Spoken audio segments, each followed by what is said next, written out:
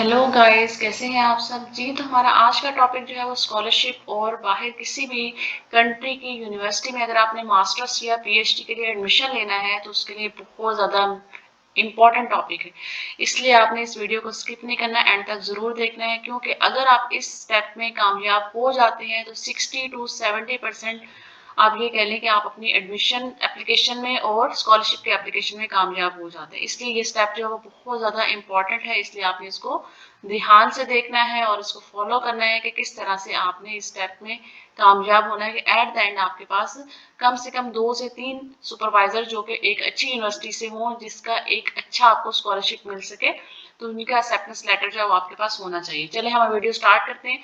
Topic है हमारा how to find and contact, या फिर आप ये कह लें कि मेल अ सुपरवाइजर, ठीक है, और प्रोफेसर, कि आपने किस तरह से प्रोफेसर को या सुपरवाइजर को कांटेक्ट करना है, क्योंकि जब आप प्रोफेसर को या सुपरवाइजर को कांटेक्ट करेंगे तो उसके ऊपर आपकी जो ग्रांट है या स्कॉलरशिप है वो बेस करता है। अब फॉर एग्जाम्पल हम कहते हैं साउथ कोरिया है या ऑस्ट्रेलिया है या न्यूजीलैंड है, कनाडा है, यूके है, यूएसए, ये जो different countries, even Germany, Japan, या आप चाइना भी अगर आप ले लें, ठीक है, तो ये सारी जो कंट्रीज हैं, यहाँ पे अगर आप सुपरवाइजर से एक्सेप्टेंस लेटर ले लेते हैं तो आपका एडमिशन जो है वो 70% जो है वो सक्सेसफुल हो जाता है। लेकिन कुछ कंट्रीज ऐसे हैं जहाँ पे आप एक्सेप्टेंस लेटर के बगैर भी अप्लाई कर सकते हैं, जैसे चाइना। लेकिन अगर आप ऑस्ट्रेलिया या न्यूजीलैंड या कनाडा की बात करें तो वहाँ पे आप एक्सेप्टेंस लेटर के बगैर कभी भी एडमिशन एप्लीकेशन को कंप्लीट नहीं कर सकते। इस स्टेप को फॉलो करना आपके लिए ज़रूरी होगा। अब सबसे पहले हमने ये देखना है कि हमने सुपरवाइजर को ढूंढना कैसे, how to find a supervisor. सबसे पहले हम क्या करेंगे कि आपने ये सोचना है कि आपने किस कंट्री में स्कॉलरशिप के लिए या एडमिशन के लिए अप्लाई करना है। फॉर एग्जाम्पल मैं आपको ज़्यादातर जो फोकस करूंगी वो ऑस्ट्रेलिया पे करूंगी, क्योंकि मेरे पास अपना जो स्कॉलरशिप है पीएचडी के लिए वो ऑस्ट्रेलिया का है, तो मुझे जो है वो ऑस्ट्रेलिया का पाथवे आप ये कह लें कि फुल फ्लैज जो है वो ए टू जी पता है, उसके मुताबिक मैं आपको बहुत अच्छे से गाइड कर सकती हूँ। अगर आप इन सारे स्टेप्स को फॉलो करेंगे तो इस और अल्लाह ताला पे यकीन रखेंगे तो आप ये कह लें कि मैं आपको गारंटी देती हूँ कि 2024 में आपके पास एक बहुत अच्छा स्कॉलरशिप होगा इंशाल्लाह। तो हम स्टार्ट करते हैं। सबसे पहले हमने क्या करना है कि आप गूगल पे जाएंगे और वहां पे आप लिखेंगे universities in Australia. For example आप ऑस्ट्रेलिया के लिए कर रहे हैं, अगर आप साउथ कोरिया के लिए करेंगे तो आप लिखते हैं यूनिवर्सिटीज इन साउथ कोरिया, तो आपके पास उस कंट्री की सारी यूनिवर्सिटीज की एक लिस्ट आ जाती है। जैसे मैं अभी आपको गूगल स्कॉलर पे दिखाती हूँ, मैंने यहाँ पे लिखा यूनिवर्सिटीज इन ऑस्ट्रेलिया, तो मेरे पास ये पूरी लिस्ट आ जाती है। अभी हमारे पास डिफरेंट यूनिवर्सिटीज है, जैसे यूनिवर्सिटी ऑफ मेलबर्न है, उसके बाद मोनाश यूनिवर्सिटी है, ठीक है, उसके बाद यूएनएसडब्ल्यू। अब ये आपके पास डिफरेंट नेम्स आ गए तो आपको ये पता चल जाए कि कौन कौन सी यूनिवर्सिटीज जो है वो ऑस्ट्रेलिया में प्रेजेंट है। अब हमने ये देखना है कि हमारा जो डिपार्टमेंट है, जो स्पेसिफाइड डिपार्टमेंट है, वो किस जगह पे है, मतलब किस सिटी में है और किस यूनिवर्सिटी में है। तो आपने अब क्या करना है कि सबसे पहले अपना ये देखना है कि आपका एरिया क्या है, इंटरेस्ट क्या है। जैसे मैं मेडिकल इमेजिंग से हूँ तो मैं आपको इसी के बारे में बताती हूँ कि फॉर एग्जांपल मैं कहती हूँ कि मेरा जो फाइनल ईयर प्रोजेक्ट था या सब्जेक्ट जिसमें मुझे इंटरेस्ट है वो सीटी स्कैन है, तो मेरी जो रिसर्च है या पब्लिकेशन अगर मैंने करवाई है वो भी सीटी स्कैन पे है।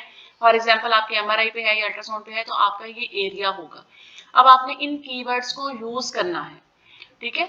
अब आप इसके लिए कीवर्ड्स किस तरह से यूज करेंगे, जैसे आप मेडिकल इमेजिंग का वर्ड यूज कर सकते हैं, उसके बाद रेडियोलॉजी का वर्ड यूज कर सकते हैं, फिर आप रेडियोग्राफी कह सकते हैं, उसके बाद फिर रेडिएशन साइंस का वर्ड यूज कर सकते हैं, इमेज एनालिसिस का, सीटी स्कैन का, एमआरआई का, अल्ट्रासाउंड का। ये आपके कीवर्ड्स हैं जिनको आप गूगल पे डाल के जो है वो डिफरेंट प्रोफेसर्स को सर्च कर सकते हैं।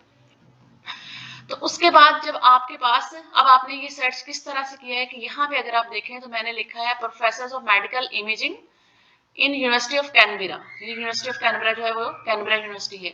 आपने जब यहाँ पे किया तो आपके पास ये आ गया डिपार्टमेंट मेडिकल रेडिएशन साइंस, वो डिपार्टमेंट है जिसमें एमएस हो रहा है। उसके बाद ये यूनिवर्सिटी का नेम आ रहा है। यहाँ पे अगर आप देखें तो हमारे पास ये प्रोफेसर का नेम आ रहा है जो कि इस जगह पे, मतलब इस यूनिवर्सिटी में, इस डिपार्टमेंट में है, ठीक है। ये एसोसिएट प्रोफेसर है इन मेडिकल इमेजिंग। अब अगर आप इसको ओपन करें तो इसकी जो प्रोफाइल है वो आपके सामने आ जाएगी। अब अगर आप यहाँ पे देखें तो ये मेडिकल रेडिएशन साइंस की प्रोफेसर, एसोसिएट प्रोफेसर हैं, ठीक है। अब इनका जो सारा नीचे है जो प्रोफाइल आ जाती है, यहाँ पे इसकी बायोग्राफी है, इसको आप देखें, इनका रिसर्च बैकग्राउंड देखें, इनका रिसर्च इंटरेस्ट देखें, ठीक है। उसके बाद इनके प्रोजेक्ट्स आप देख लें कि कौन कौन से हैं, ठीक है। अब ये यहाँ पे देखें तो एक्सरे और इमेजिंग सर्विसेज, अब आप ये देखें, उसको ओपन करें कि आपके साथ ये मैच कर रहा है या नहीं कर रहा। फिर इनके जो डिफरेंट दूसरे रिसर्च पेपर्स हैं या पब्लिकेशंस हैं, आप उनको देख लें।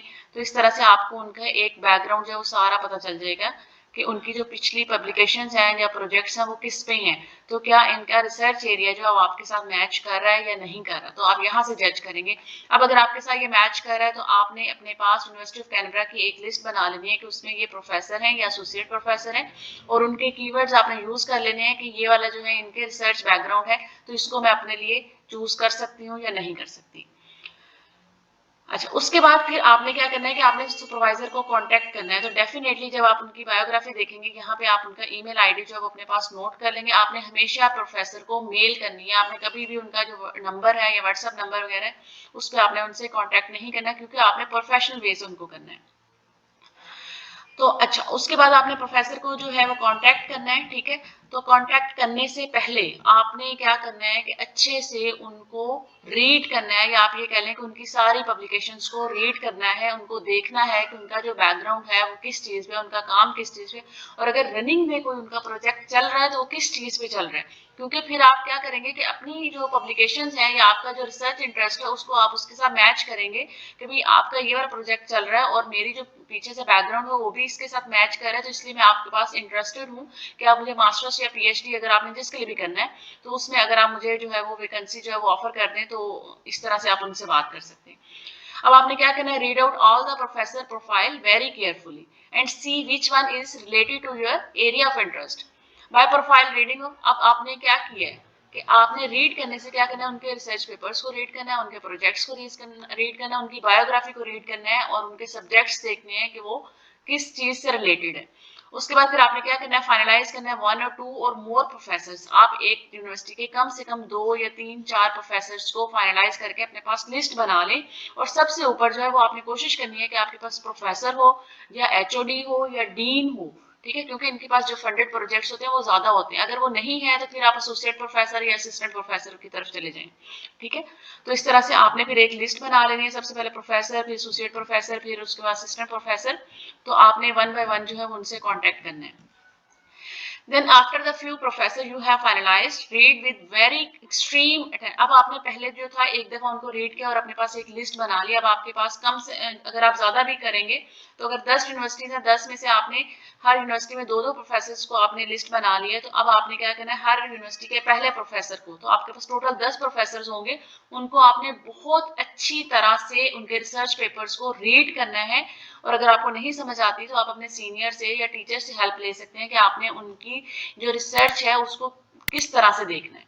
फिर उसके बाद आपने क्या करना है कि how to write an email to a professor. इसके बाद आप इस स्टेप पे पहुंचेंगे कि आपने प्रोफेसर को ईमेल लिखनी है। अब आपने एक बॉडी बना लेनी है और उसको हर प्रोफेसर के लिहाज से चेंज करना है। ये नहीं कि एक ही ईमेल आपने लिखा और सबको जो है वो सेम आपने सेंड कर दिया। सबसे पहले ईमेल हमने लिखना क्यों है, first impression is the last impression. आप जिस तरह से ईमेल प्रोफेसर को करेंगे वो आपका एक इंप्रेशन होगा। आप ये कह लें कि आप अपने आप को रिप्रेजेंट करेंगे और उसकी बेस पे प्रोफेसर ने ये डिसीजन लेना है कि वो आपको एक्सेप्ट करेंगे या नहीं करेंगे। Email is the way to जज कि उसने क्या करना है, कि आपका कैलिबर देखना है, आपकी इंग्लिश लैंग्वेज की प्रोफिशिएंसी देखनी है, आपकी वोकैबुलरी देखनी है, आपका इंटरनेशनल एक्सपोजर देखना है, ठीक है। तो ये सारी चीजें जो उसने आपकी एक ईमेल से जज करनी है, इसलिए आपने उसको बहुत अच्छे से बैठ के 1 दिन 2 दिन 1 वीक 15 दिन जितने भी दिन आपको लगते हैं आपने उसको बैठ के लगाना है। उसके बाद कि ईमेल इतनी ज्यादा इंपॉर्टेंट क्यों है, क्योंकि अब आप अगर यहाँ पे देखें तो हम कहते हैं if you are already in contact with the professor, अगर आपका पहले से प्रोफेसर से कांटेक्ट है, जैसे अगर मैं अपनी बात करूं तो मेरा एक दो प्रोफेसर से कांटेक्ट है, लेकिन क्योंकि उस टाइम पे जो है यूनिवर्सिटी के एडमिशन जो है वो क्लोज हो चुके थे, मतलब स्कॉलरशिप की जो डेडलाइन थी वो पास हो चुकी थी। अब ये है कि अगर मेरा स्कॉलरशिप ना होता तो मैं दोबारा से ये 2023 में उनसे कांटेक्ट करती, तो वो पिछली वाली जो ईमेल्स हैं वो रिमाइंड करवाती उनको उसके बाद फिर जो डेडलाइन थी उससे पहले हम जो है एप्लीकेशन सबमिट कर देते। तो इस तरह का केस भी हो सकता है। अब अगर तो अब प्रोफेसर से आपने कांटेक्ट कर लिया है, ठीक है। अगर ऐसा केस नहीं भी है तो जब आप ईमेल करेंगे डेफिनेटली प्रोफेसर अगर आपको पॉजिटिव रिप्लाई करता है तो आपका उसके साथ एक लिएजन बन जाता है, आपका उसके साथ इंटरेक्शन होता है। तो फिर सिलेक्शन पैनल में वही वाला प्रोफेसर होगा, तो वो डेफिनेटली आपको जो है वो प्रेफर करेगा। पहली बात। दूसरी बात, जो इंटरव्यू होता है वो भी या तो वही वाला प्रोफेसर करेगा या फिर वो इंटरव्यू पैनल में होगा, तो वहां पे भी आपको इस चीज का एज मिलेगा, इसलिए आप पहले से प्रोफेसर के साथ जो इंटरेक्शन करते हैं। अब ईमेल का फायदा क्या है, इससे हमने क्या लेना है, एक एक्सेप्टेंस लेटर लेना है। स्पेशली जैसे आप ऑस्ट्रेलिया या कनाडा वगैरह की बात करें तो वहां पे आप एक्सेप्टेंस लेटर के बगैर किसी भी यूनिवर्सिटी में एप्लीकेशन सबमिट नहीं कर सकते, तो इसलिए आपको एक्सेप्टेंस लेटर लेना पड़ेगा। उसके बाद फिर हमने, अगर आपको एक्सेप्टेंस लेटर, जैसे आप चाइना के लिए अप्लाई करेंगे तो वहां पे एक्सेप्टेंस लेटर आप ले लें या ना लें, तो दोनों ऑप्शन होते हैं, लेकिन अगर आप ले लेते हैं तो उसकी वजह से आपका जो स्कॉलरशिप का चांस है वो इंक्रीज हो जाता है, तो इस वजह से आप ले लें। फिर एक्सेप्टेंस लेटर में क्या होता है, mention and attach this letter in application, तो जिसकी वजह से आपको प्रेफरेंस मिलेगी। अच्छा, अब आपने फर्स्ट ईमेल में कभी भी प्रोफेसर को रिसर्च प्रपोजल जो है वो सेंड नहीं करना, क्योंकि आपने अभी फर्स्ट इंटरेक्शन करना है, तो वहां पे आपने रिसर्च प्रपोजल जो है वो सेंड नहीं करना। अगर आपको प्रोफेसर कहता है कि अपना रिसर्च प्रपोजल आप दें, तब आपने उनको सेंड करना है। तो इसलिए एट द टाइम ऑफ जब आप ईमेल प्रोफेसर को सेंड कर रहे हैं, आपके पास अपना फाइनलाइज रिसर्च प्रपोजल होना जरूरी है। अच्छा, उसके बाद never ask for acceptance letter in the first email. आपने फर्स्ट ईमेल में ही प्रोफेसर को ये नहीं कहना कि मुझे एक्सेप्टेंस लेटर जो है वो इशू कर दे। जब आपके पास उसके साथ आपका इंटरेक्शन होता है, बातचीत होती है, 2-4 ईमेल्स हो जाती हैं, उसके बाद डेफिनेटली प्रोफेसर को भी पता होता है कि भाई इसको मैंने एक्सेप्टेंस लेटर बना के देना है। फिर आपने उनसे कहना है कि मुझे आप अपनी एप्लीकेशन सबमिट करने के लिए एक्सेप्टेंस लेटर रिक्वायर्ड है, तो आप मुझे वो प्रोवाइड कर दें, तो इस तरह से वो आपको दे देंगे। अच्छा, अब दूसरा, फिर आपने फर्स्ट ईमेल में क्या करना है, एक सीवी सेंड करनी है जो कि पीडीएफ फॉर्म में होनी चाहिए। कभी भी आपने वर्ड की फॉर्म में सीवी जो है वो ईमेल में अटैच नहीं करनी। इन पॉइंट्स को आपने ध्यान में रखना है। ये पॉइंट्स जो आपके पॉजिटिव और नेगेटिव मार्किंग करेंगे कि आपको एक्सेप्टेंस मिलती है या नहीं मिलती।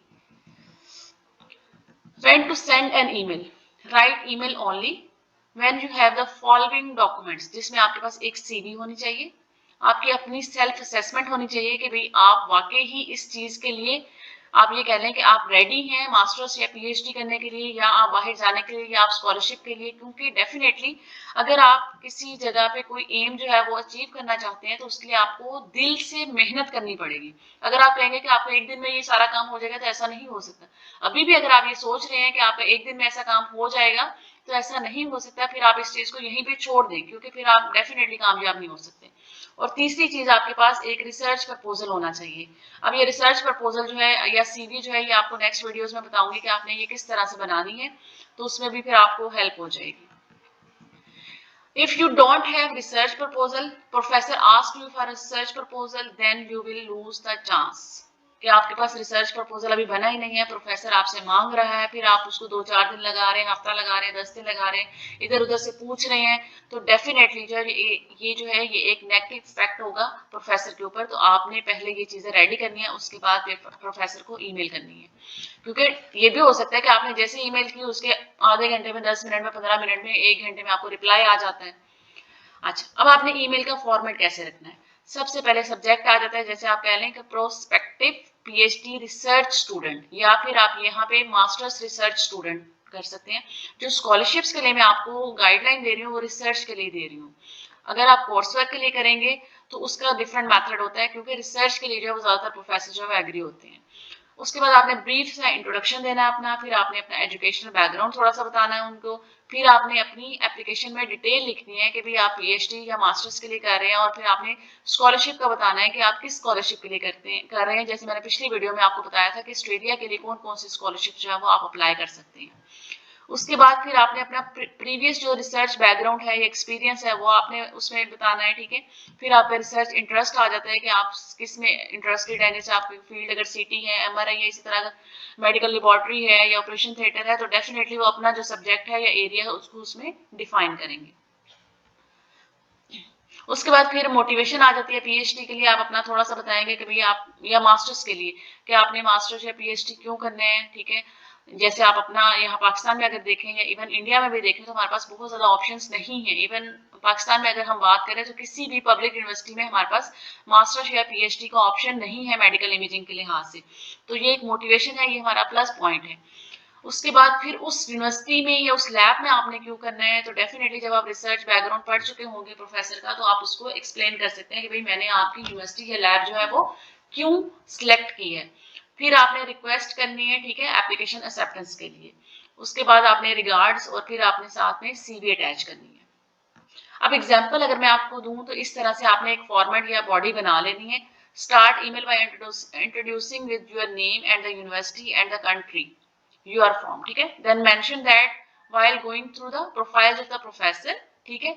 तो आपने क्या किया कि आपने डिफरेंट प्रोफेसर्स की प्रोफाइल देखी है, लेकिन मुझे आपकी जो प्रोफाइल है वो अच्छी लगी है, आपकी मैंने रिसर्च पेपर्स देखी हैं, आपकी पब्लिकेशंस देखी हैं, उन पेपर्स को या आपको कोई एक प्रोजेक्ट अच्छा लगा तो उसको आप इसमें यहाँ पे मेंशन करेंगे, तो ये एक पॉजिटिव पॉइंट होगा, ठीक है। तो आप उसको मेंशन करें, उसको रिलेट करें अपने साथ।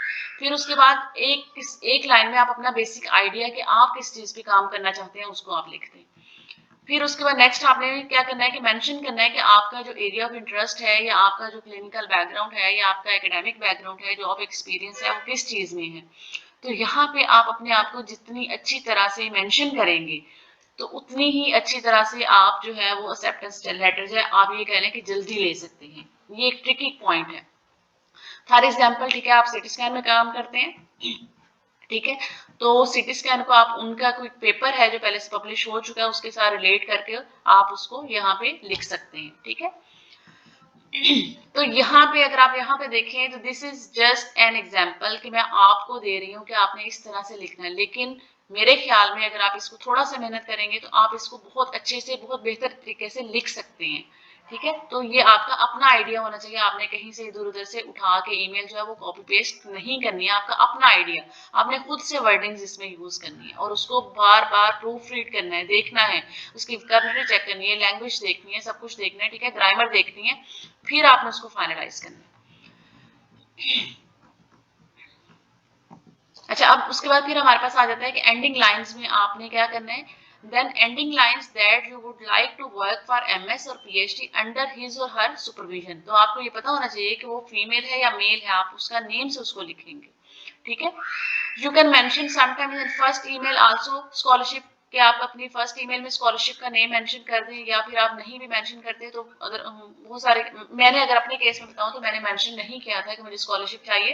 जब प्रोफेसर आपको रिप्लाई करता है तो आपसे खुद पूछ लेता है कि भाई आपके पास सेल्फ फंडिंग है या आप स्कॉलरशिप की सर्च में है, तो आप उसको वहां पे बता दें कि भाई मैं सेल्फ फंडिंग नहीं हूँ, मैं जो है वो इसको बियर नहीं कर सकता, मैंने स्कॉलरशिप के लिए अप्लाई करना है।